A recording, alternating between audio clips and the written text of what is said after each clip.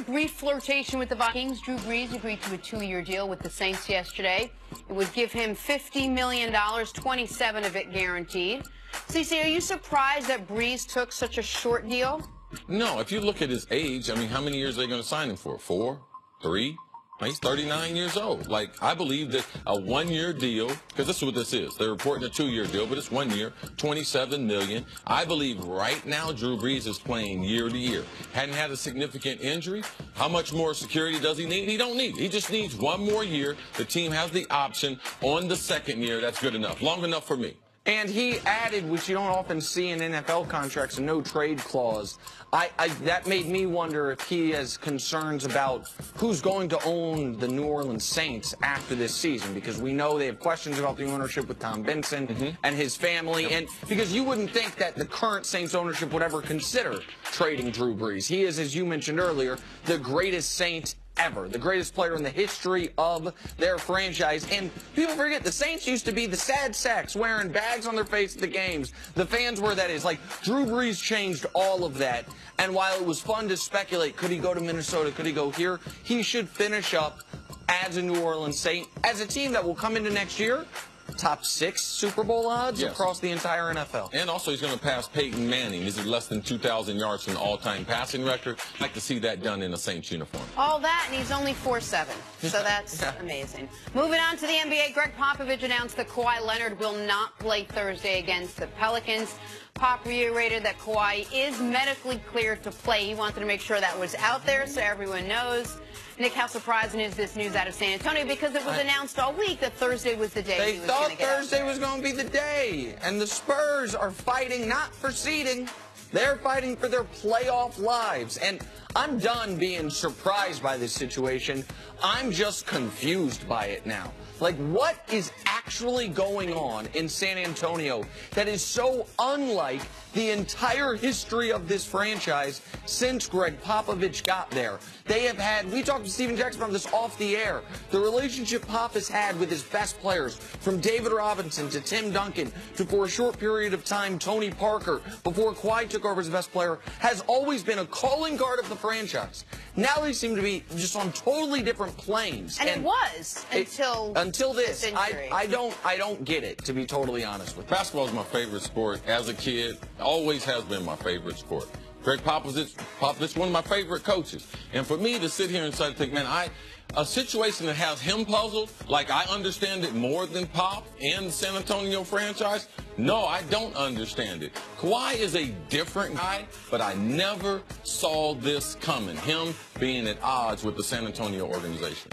Nobody did, man. All right, finally, the Warriors announced that Steph Curry will be out at least another week with that sprained ankle. Golden State plays 4 games during that span, including 1 on the road against the Spurs.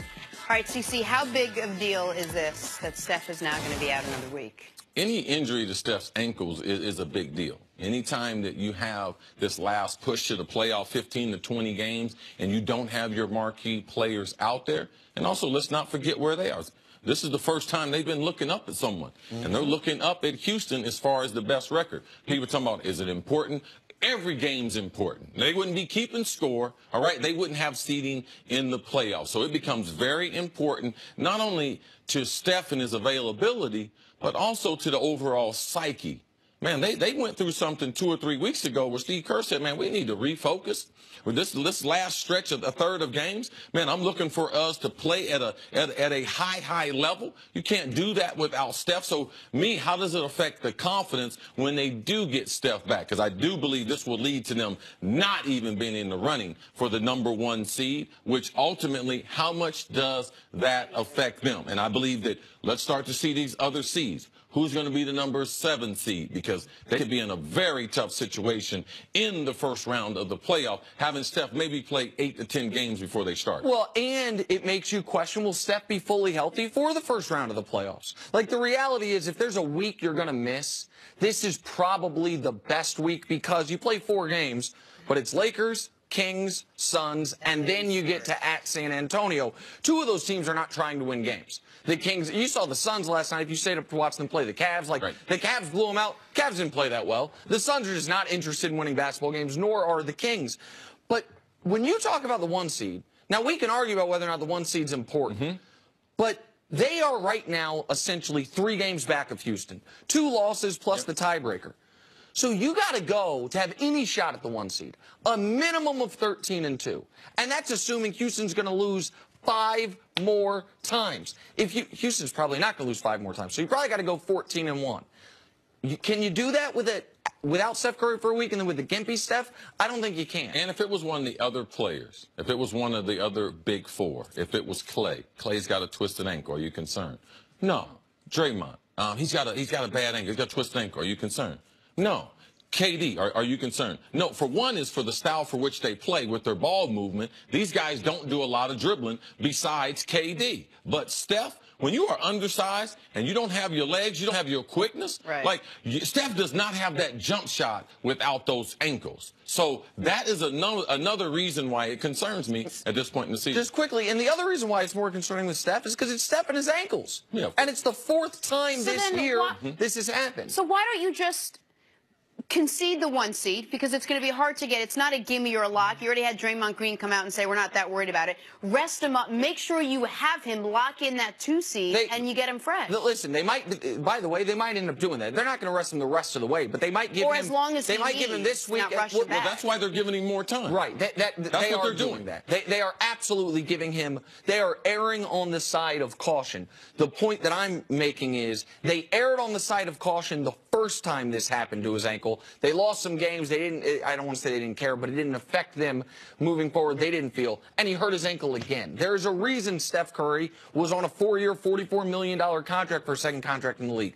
People were worried about his ankles, and so this is a concerning thing as we are approaching the final 15 games of the regular season. All right, let's get back to the NFL now. Malcolm Butler went from being benched in the Super Bowl to a massive payday. According to reports, the cornerback agreed to a 5-year, $61 million deal with the Titans, including $30 million guaranteed. And let's just remember what happened here. Malcolm Butler was on the sideline of the Super Bowl, played like 1 snap on special teams, and really did nothing else, even though he was healthy, and the team could have used him.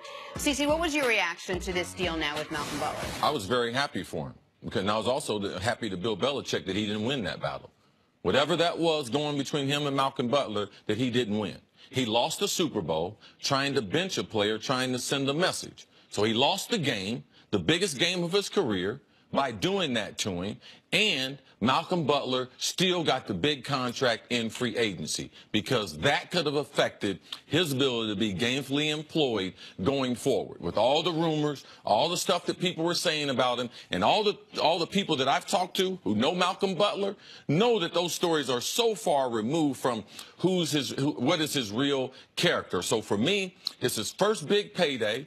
New England hadn't tried to pay him the last couple years. This is a guy, an off-the-street free agent, a guy who made his career on his own and took advantage of the opportunities. I'm glad that he finally gets paid. He gets the big payday, and it comes from an organization with Vrabel being, with his New England connections and mentored by Bill Belichick. It lets you know, in them doing all their research and getting all the information, that everything checked out, that they would add him to their roster. Another thing, they have a new defensive back coach, Kerry Combs. He is the former defensive back coach of Ohio State. People look at Ohio State as that they are DBU. Yep. They have more first-round picks, even in LSU, Florida State, than all that in recent years because of Kerry Combs coaching them. So now he will be coached in a man-to-man scheme, which is Malcolm Butler. That is the thing that he does better than any other coverage. So I'm very, very happy for Malcolm that he gets that huge payday. You touched on this, but the thing that to me is most important about not only the amount of money he got, but who gave it to him, is it debunks any lingering thought. Was he benched in the Super Bowl because he broke some team rule? Was it because, as the rumors were, got caught with some weed, or he was breaking curfew? Because Malcolm Butler's a good player, but he is not such a good player that if that were true, if that were what people believed across the league, that he would get $12 million a year, a 5-year deal. The Titans would have found it in doing their research. Absolutely. The league would have known. So it's not only that he got that much money, but as CeCe alluded to, who gave him that money? Part of the original New England core culture, Mike Vrabel. Mike Vrabel trusts this guy to be. It is a very big deal when you are a new head coach. key particular veterans you decide to bring in as high-priced free agents, because you know they are going to be part of the culture setters for your entire locker room, and players are going to look to them as you chose them. Like that, I understand Vrabel's not the GM, but they're not signing off on this without Mike Vrabel being okay with it. So this, to me, absolves any potential sins people thought Malcolm Butler may have committed. Now, we thought on the show it didn't make any sense, the allegations of the weed or the curfew, because if that were the case, they wouldn't have dressed him for the Super Bowl. But people were still wondering what happened. That now goes away, and it does without winning the Super Bowl, as CeCe mentioned. Malcolm Butler did win this battle with Bill Belichick. Yes. Like, he got to go to a place where he's wanted, a place where he probably doesn't have to worry now about being superseded in the lineup, and he got all the money he was looking for from New England a year ago when they went out and gave it to Stephon Gilmore from Buffalo. And when you go through all those excuses or all those possibilities of what could have happened to Malcolm Butler, was it the drugs, was it curfew, whatever it was, the thing on the bottom that people talked about, well, maybe it was skill. Maybe for whatever reason Bill Belichick thought he just didn't have what it takes to fit into this game with the Eagles or whatnot. And now kudos to Malcolm Butler, who can get past this chapter in his life that was not a great one and move on and actually go out. Yeah, there's no way that anyone who knows stuff about football would think that it's a skill thing. Because the reason why Bill Belichick, the people he put in, he ended up benching both of those players. One being a special teams and a safety player. So, no, they didn't have the coverage ability of Malcolm Butler. They suffered the interest of the team in trying to discipline or trying to send a message to a guy who is their best cover corner. So Bill Belichick, he loses this one. All right, coming up. Hey, just how is LeBron still playing this well, this long? Steven Jackson joining us next on First Things First. 40 driver.